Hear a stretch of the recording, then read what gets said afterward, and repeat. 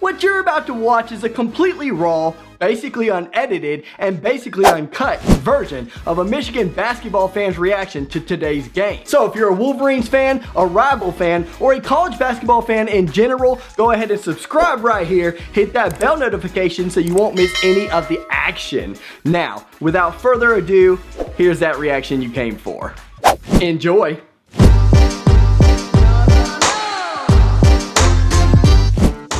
From unranked to Big Ten champions, baby. Let's talk about it. We come into the season not ranked at all, very much doubted. We lost David DeJulius. We looked in clusters. We got a couple transfers from Sean D. Brown and Mike Smith, but we didn't know what they really were about. They were from Columbia, they were from Wake Forest, and we had to see them play. But man, oh man, has this team come together in a big, big way. We got some answers out of Mike Smith. We got some answers out of Sean D. Brown plenty of times off the bench. Mike Smith, again, I'll say quickly, he's been a distributor and he scores when he needs to. In fact, he scored the first 4 points of this game. Some quick buckets out the gate, looked to fire, looked to shoot, and they looked good. Love me some Mike Smith, man. But yeah, those two are huge pieces for this team's success. And then we get Hunter Dickinson, and then all these guys are stepping up, man. Livers, Franz particularly. You know, Franz Wagner, we'll get into it later. He scored 19 points today. He scored 21 2 games ago and 21 the game before that. That means that he has led the team in scoring in 3 of the last 4 games. I love it. I love to see it. Shooters gotta shoot. They need to shoot. So him and Livers, I said it last time, they need to start shooting more. They did today. They need to shoot more for the simple fact that they are going to be the guys that we're going to lean on going into the tournaments, the Big Ten tournament and the big tournament. These guys have to catch fire. They're the people to depend on, and you love to see Franz starting to be that guy.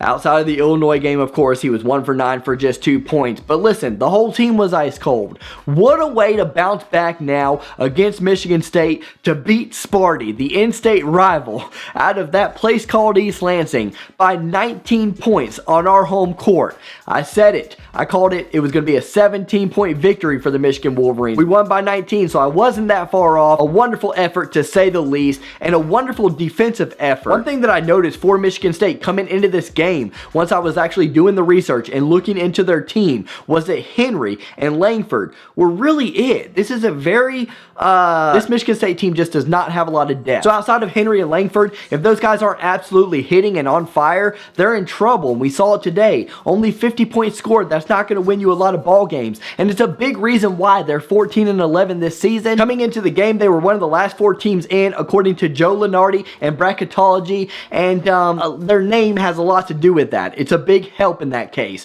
Now they're 14-11, and who knows where they stand. They're going to be in a must-win situation Sunday. So yes, expect Sunday, and it's at Breslin. Expect it to be a lot closer. In fact, I could see a Michigan State win. I'm going to keep with my prediction that Michigan wins. I think we're going to win by 4 points, but man, it's going to be a nail-biter. And Michigan State is going to be in a position where they have to do work in the Big Ten tournament if they even want to see the light of day for the NCAA tournament. They're in trouble in a bad way, and you know what? I kind of like it. We were favored by 24.5 against them in football season. And I don't know if you guys remember or not, but we lost. But hey, I got a Michigan State following. You guys know I joke, I kid. I rag on us just as much as I'll rag on you. So fair is fair in that regard. I'm going to talk whenever we're winning. I'm going to talk whenever we're losing. I'm going to have fun on this channel and just react to things. But yeah, to prove that Henry and Langford are the guys, Henry particularly today had 14 points on 6 of 15 shooting. He did well. Nobody else on his team showed up. The next highest scorer on the Michigan State Spartans squad was 8 points. Langford himself was 2 for 10 for 6 points. You got to get help if you're Henry. And guess what? It's just not on this team. All the great coaching in the world out of Izzo, all the referee working over out of Izzo cannot help this squad. They're going to be in trouble. But I will say, if they get into the tournament, you never know, man. If they get in as a 10 seed or something like that, guess what? Nobody wants to see them in the first round.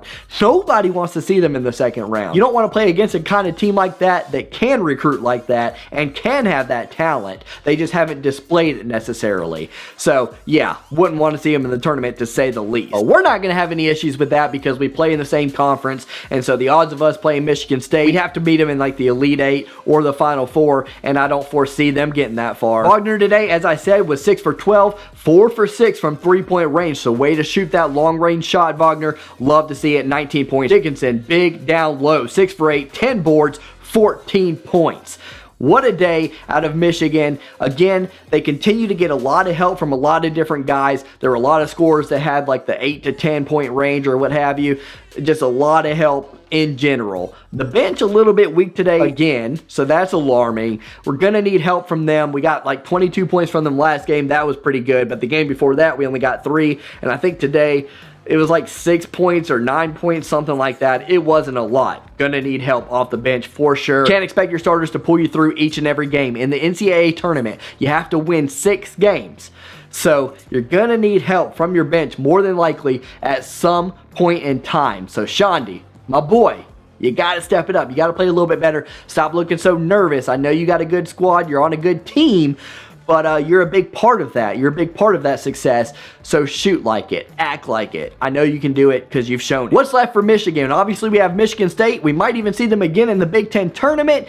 We're at a 1 seed right now. What can we do to lose that 1 seed? I would imagine that we just have to be competitive these last 2 games at least. So even if we were to lose to Michigan State and we were to lose in the first round of the Big Ten tournament, I would argue that if we're competitive in both games, we still have the 1 seed locked up even with 4 losses, because the teams behind us have more than that. And yeah, we played a little bit less than them, but we've looked really, really good in the opportunities that we've had. We'd have to do a lot to lose a 1 seed, but I want to be a high 1 seed. In fact, I want to be the number 2 1 seed if the Zags aren't going to give up their position. So let's go ahead and win out, man, and win the Big Ten tournament. I think doing that would likely get us the overall number 2, and that would bode well, more than likely, for who we end up with going against in the Sweet 16 as a 4 seed. For Michigan State, man, you're 14-11. You're going to have to get this win over Michigan. I think you do. Either that or you're going to have a huge run in the Big Ten tournament, at least get to the championship game, in my opinion.